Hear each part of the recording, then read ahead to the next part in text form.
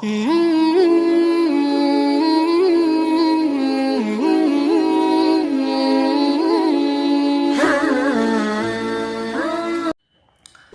اللہ الرحمن الرحیم۔ جمادی الثانی مکمل ہونے والا ہے اور رجب کا مہینہ شروع ہونے والا ہے۔ جب نیا چاند دکھے، نیا مہینہ شروع ہو، اس کا آغاز ہو، اس موقع پر اللہ کے نبی صلی اللہ علیہ وسلم نے دعا سکھائی ہے۔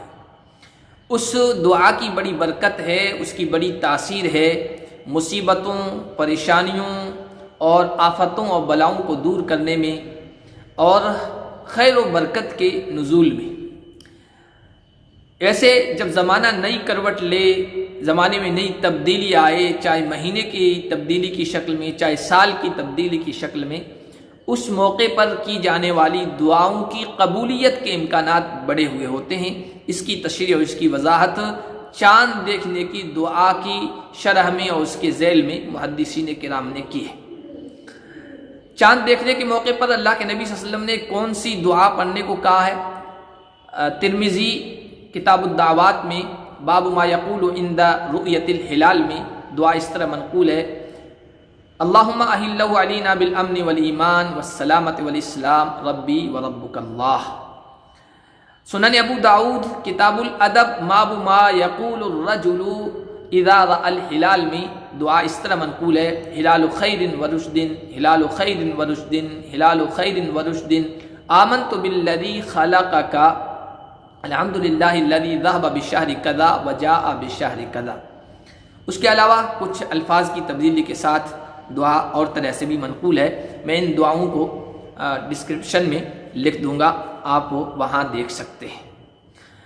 اس دعا کی سب سے بڑی تاثیر یہ ہے کہ اگر کوئی آدمی اس دعا کو پڑھ لے تو وہ قتل کا جو جادو ہوتا ہے، مارنے کا جو جادو ہوتا ہے، اس سے محفوظ ہو جاتا ہے۔ قتل کا جو جادو کیا جاتا ہے، جادو کے جو ماہرین ہیں وہ بتاتے ہیں کہ قتل کا جادو چاند کی 1 تاریخ کو چاند نیا دکھتا ہے، اس موقع پر کیا جاتا ہے، اور اس کے کرنے کا طریقہ یہ ہے کہ جس پر جادو کرنا مقصود ہے اس کے کسی خونی رشتہ دار کی قبر کی مٹی لی جاتی ہے اور کچھ اور چیزیں لی جاتی ہے، اس کو جمع کیا جاتا ہے، اس پر وہ کچھ منتر پڑھتا ہے، جادو کے الفاظ پڑھتا ہے، خبیث شیطان کو مخاطب کرتا ہے، اس سے مدد چاہتا ہے، اور پھر اس کے ذریعے سے وہ جادو کیا جاتا ہے۔ اس جادو کے کرنے کے فوراً بعد آدمی تڑپ کر یا تو مر جاتا ہے یا کسی جان لیوا بیماری میں مبتلا ہو جاتا ہے، جو بیماری اس کو بستر پر لگا دیتی ہے اور پھر اس بیماری میں وہ ختم ہو جاتا ہے۔ تو جادو کا جو طریقہ قتل کے جادو کا اپنایا جاتا ہے، وہ چاند کی 1 تاریخ کو نئے چاند کو کیا جاتا ہے۔ تو اللہ کے نبی صلی اللہ علیہ وسلم نے اس موقع پر یہ جو دعائیں بتائی ہے، اگر کوئی آدمی ان دعاؤں کی پابندی کر لے، ساری دنیا کے شیاطین اور ساری دنیا کے شریر خبیث انسان جنات اس کے پیچھے لگ جائیں، جادو کا اثر نہیں ہوگا۔ کتنی بہترین تعلیم اللہ کے نبی صلی اللہ علیہ وسلم نے اپنی امت کی حفاظت کے لیے بتائی ہے۔ اور دوسرے اسلام نے یہ بھی تعلیم دی ہے کہ قبروں کو جو ہے نا بے نام و نشاں بناؤ، اس پر کوئی کتبہ نہ ہو، کوئی چیز لکھی ہوئی نہ ہو، تاکہ جادوگر وہاں تک پہنچ ہی نہ سکے۔